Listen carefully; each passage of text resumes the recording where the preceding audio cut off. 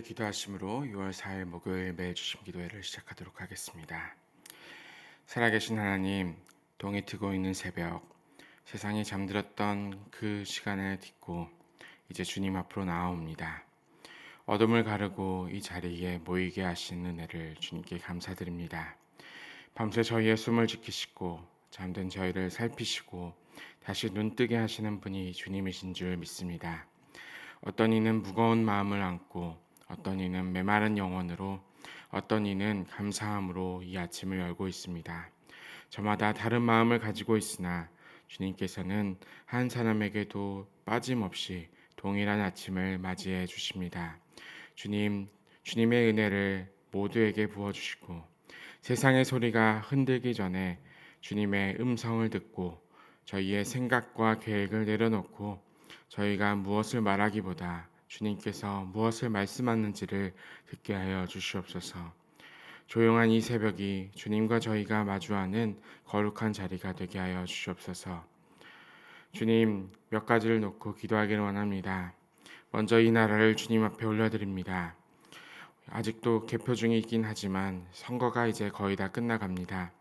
누구의 승리와 누구의 패배를 말하기 전에 이 땅이 주님의 손안에 있음을 고백합니다.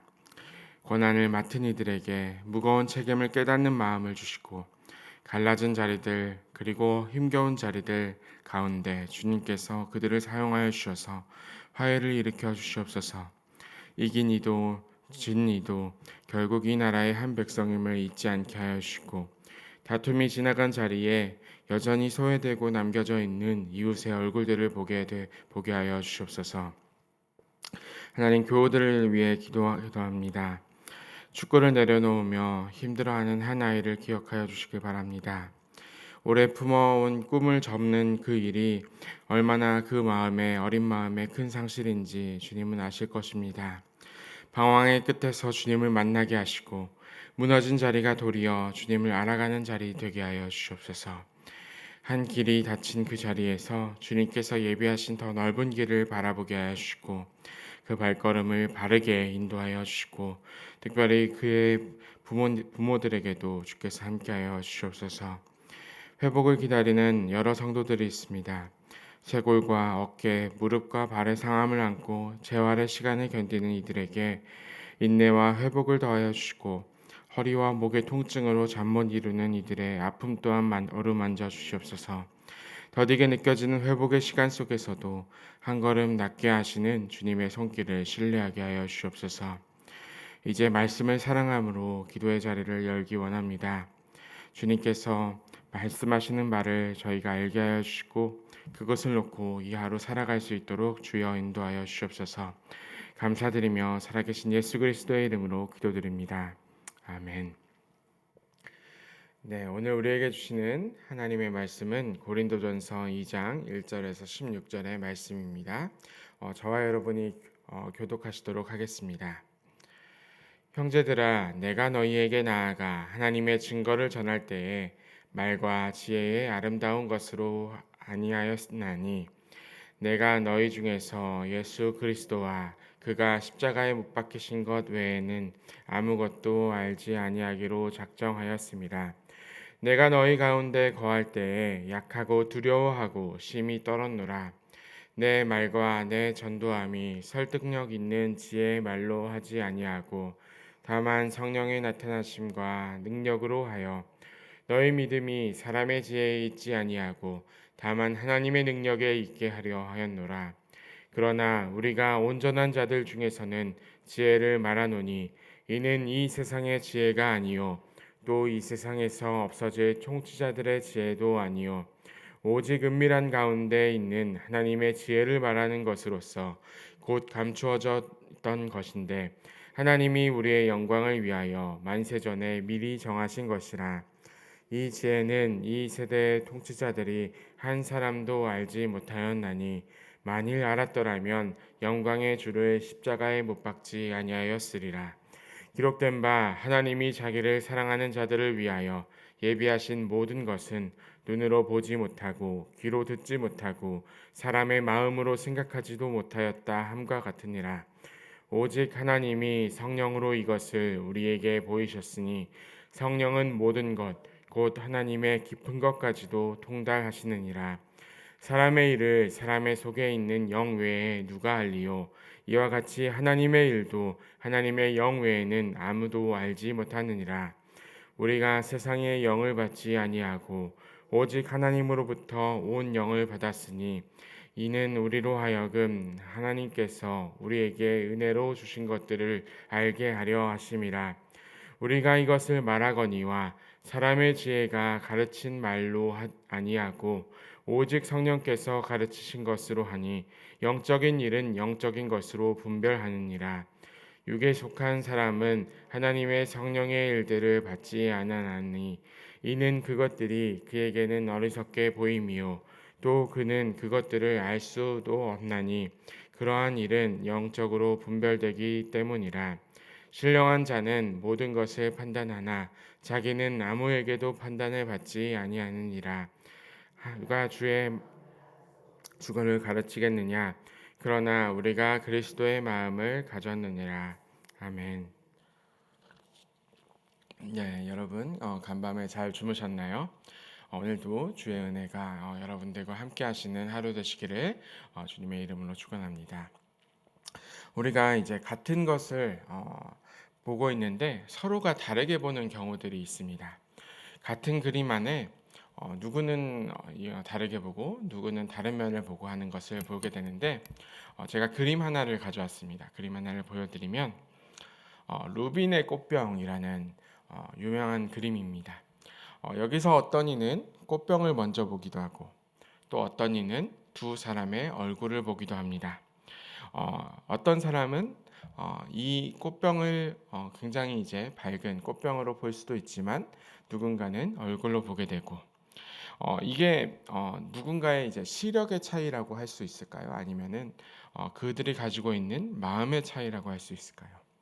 어떤 이들은 이게 색에 따라서 보고 있는 것이 다를 수도 있고 또 어떤 이들은 자신의 이제 마음밭에 따라서 이것을 다르게 보기도 합니다. 오늘 본문은 바로 이러한 그 꽃병의 이야기와도 비슷합니다. 누군가는 십자가를 보고 어리석음을 봅니다. 또 어떤 이들은 십자가를 보고 예수 그리스도의 그 하나님을 보게 됩니다. 복음을 보게 됩니다. 그 차이가 어디서 나는지 오늘 이 말씀 가운데 바울은 이야기를 하고 있습니다. 먼저 이 십자가를 보게 되었던 골고다 언덕으로 한번 가보겠습니다. 그날 거기에는 사람들이 참 많이 있었습니다. 로마의 총독이 있었고 종교 지도자들이 있었고 구경하러 모인 사람들이 있었습니다. 그들은 모두 다 똑같은 장면을 보았습니다. 한 사람이 십자가에 달려서 죽어가던 모습이었습니다. 같은 시간, 같은 장소, 같은 사건이었는데 그런데 바울은 이 장면을 두고 사람들의 마음을 가리켜서 이렇게 이야기합니다. 8절의 말씀입니다. 이 지혜는 이 세대의 통치자들이 한 사람도 알지 못하였나니 만일 알았더라면 영광의 주를 십자가에 못 박지 아니하였으리라. 한번 생각해 보면은 그 당시에 있었던 그 로마의 통치자들과 유대인들과 바리새인들과 그리고 제사장들은 당대의 최고의 머리들, 최고의 사람들이었다라고 할 수가 있습니다. 그런데 그들이 보지 못했던 건 무엇이었을까요? 눈앞에서 영광의 주가 죽어가고 있는데 그들이 서 있던 자리에서 그 한 사람의 죽음 가운데서 하나님께서 하시고자 하는 일을 보지 못하였습니다. 그리고 영광의 주를 알아보지 못했던 이들은 그 십자가를 알아보지 못했던 이들은 그가 말씀을 전하고 있는 고린도에도 여전히 있었습니다. 그가 바울이 그 복음을 전하고 있었던 편지를 전했던 고린도는 특별히 지식인들을 굉장히 사모하는 곳이었습니다. 말을 잘하던 사람이 사람을 끌고 있었던 곳이었고 그곳 가운데 굉장히 이제 지식과 지혜가 있는 사람들이 그것을 받들기 원했었는데 바울은 그 방식을 일부러 내려놓고 십자가에 그것을 그들이 알아먹지 못했기 때문에 다른 것으로 이야기하고 있었다라고 말하고 있습니다. 4절의 말씀입니다. 내 말과 내 전도함이 설득력 있는 지혜의 말로 하지 아니하고 다만 성령의 나타나심과 능력으로 하여. 그러니까 바울이 지금 하고 있는 게 무엇인가 하면은 세상의 지혜에 있는 사람들에게는 이것이 제대로 익혀지지 않고 보여지지 않고 어리석음으로 받아들여지고 있기 때문에 바울은 그 가운데서 설득력 있는 지혜와 말로 하지 아니하고 성령의 나타나심과 능력으로 하여서 말씀을 전했다라고 말하고 있습니다. 그러니까 바울이 분별하고 있는 것은 세상의 지혜와 하나님의 지혜가 있습니다. 그런데 오해하면 안 되는 것이 무엇인가 하면은 바울이 머리 쓰는 것을 터부시하고 내려놓았다라는 뜻이 아닙니다. 지혜를 버리고 단순한 믿음만 강조했다라는 것이 아닙니다. 가끔 이 뉘앙스로 이야기하는 용감한 그리스도인들을 많이 보게 되는데요. 그 답은 그러니까 누군가는 하나님만 믿으면 지혜는 세상의 지혜는 필요 없다라고 이야기하고 어떤 이들은 이렇게 이야기를 합니다. 세상에서 나는 성경만 보면은 다 해결이 된다라고 이야기하는 이들이 있는데 그렇게 살아갈 때 또 다른 어려움들을 겪는 일들을 많이 보게 되는데 6절에서 우리가 온전한 자들 중에서는 지혜를 말하노라라고 하는 바울의 그 증언을 듣고자 하고 있다면 온전한 상태로 있다면은 지혜가 반드시 필요하다라고 이야기하고 있습니다. 하지만 믿음이 없는 온전하지 못한 이들에게는 분명하게 말하고 있습니다. 십자가를 분별하지 못하는 이들에게 말하는 것은 바로 이것인데 십자가를 분별하지 못하는 이들에게는 반드시 십자가에 그 놀라운 그 역사가 있어야 된다. 성령의 나타나심과 능력으로 말해야 된다라고 이야기하면서 16절의 말씀입니다. 누가 주의 마음을 알아서 주를 가르치겠느냐? 그러나 우리가 그리스도의 마음을 가졌느니라. 여기서 볼 때 세상의 기준과 세상의 것으로 이것들을 이해하려고 하는 것이 아니라 주의 마음을 가져서 그 세상의 지혜가 아닌 십자가를 이해해야 한다라고 이야기하고 있습니다. 여기 마음이라는 것을 볼 때 우리는 흔히 이제 마음을 가리켜서 따뜻한 심정 그리고 따뜻한 그 마음 그러한 그 감정을 보통을 생각하기 쉬운데 그러나 여기서 바울이 쓴 헬라어는 누스라는 단어입니다.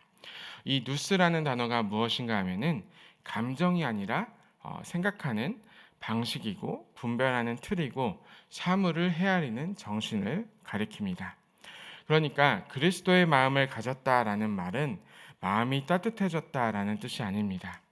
보고 헤아리는 사고의 방식과 틀이 달라졌다라는 뜻입니다. 하나 더 넘겨주시면, 네. 이 마음 그러니까 누스라는 것은 그 그리스도의 마음 누스를 가졌다라는 것은 예수 그리스도의 사고 방식과 정신의 틀을 가졌다라는 것입니다. 그러니까 그리스도의 눈으로 하나님께서 보는 것을 하나님께서 보시는 시선을 가졌다라는 것이 바로 그리스도의 마음이라는 것입니다. 이것은 아무리 기도하고 아무리 애쓰고 공부해도 받을 수 없는 것입니다. 10절의 말씀입니다.